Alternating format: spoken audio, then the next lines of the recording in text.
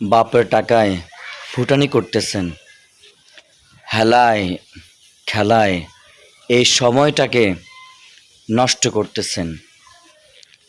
একটা সময়, এই সময়ের জন্য অনেক আফসোস করতে হবে যে আমি এই সময়টা কীভাবে যে নষ্ট করে ফেললাম।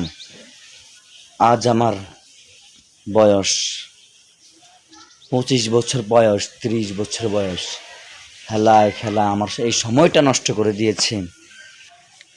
একদিন আপনাকে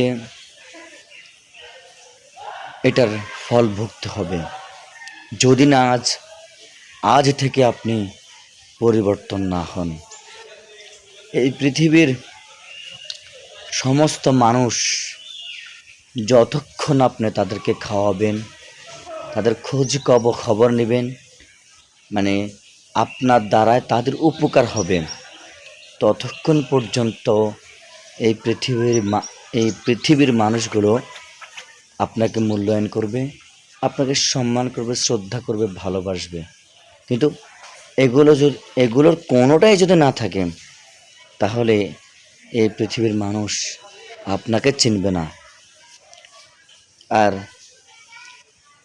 সময় নষ্ট করলে এই সময় আর ফিরে পাওয়া যায় না। টাকা গেলে টাকা পাওয়া যায়, ছেলে সন্তান গেলে আল্লাহ চাইলে ছেলে সন্তানও পাওয়া যায়, এরপরে স্ত্রী গেলে স্ত্রী পাওয়া যায়, ঠিক আছে। এরপরে আপনার একটা ঘর ভেঙে পড়ে গেছে তুফানের সাথে বা ভূমিকম্পের সাথে, সেই চাইলে আবার আপনি পুনরায় একটি ঘর নির্মাণ করতে পারবেন।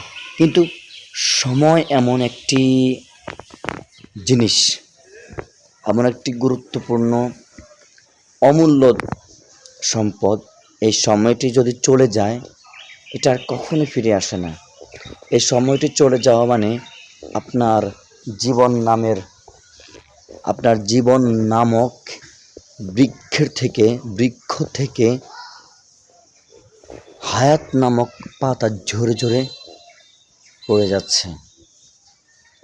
যখন একটি গাছ থেকে পাতা ঝরে ঝরে পড়ে যায়, গাছে কোনো পাতা থাকে না, আস্তে আস্তে ক্রমান্বয়ে একটা গাছ মারা যায়।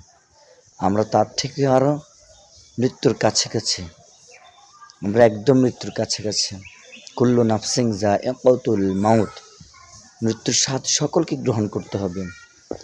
এজন্য এই সময়টাকে হেলায় খেলায় অবহেলায় না কাটিয়ে এই নিজের জীবনটাকে কিভাবে একটু ভালো করা যায়, কিভাবে উন্নতি করা যায়, এগুলোর দিকে মনোযোগ দেওয়াটাই একটা বুদ্ধিমানের কাজ। সাথে সাথে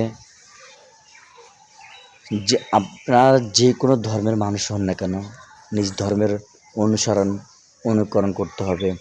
আমরা ইসলাম ধর্মের মানুষ, আল্লাহর হুকুম হাকাম রাসূল করিম সাল্লাল্লাহু আলাইহি সাল্লামের সুন্নত তরিকায় আমাদের এই জীবনটাকে পরিচালনা করতে হবে। হালাল খাদ্য খেতে হবে, হালাল উপার্জন করতে হবে। সময়টাকে হেলায় খেলা অবহেলা না কাটিয়ে, বাবার পকেট থেকে টাকা না নিয়ে, ঠিক আছে, বাবার টাকায় ফুটানি না করে, এদিক সেদিক ঘোরাঘুরি না করে, সময়টা নষ্ট না করে, নিজের লাইফটা ভালো করার জন্য আপনি সময় দিন।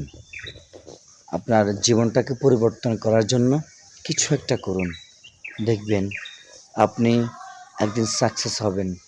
কারণ পকেটে 2 টাকা না থাকলে কেউ আপনাকে 2 টাকা দিবে না, আর পকেটে যদি টাকা থাকে তাহলে সবাই আপনাকে স্যালুট করবে।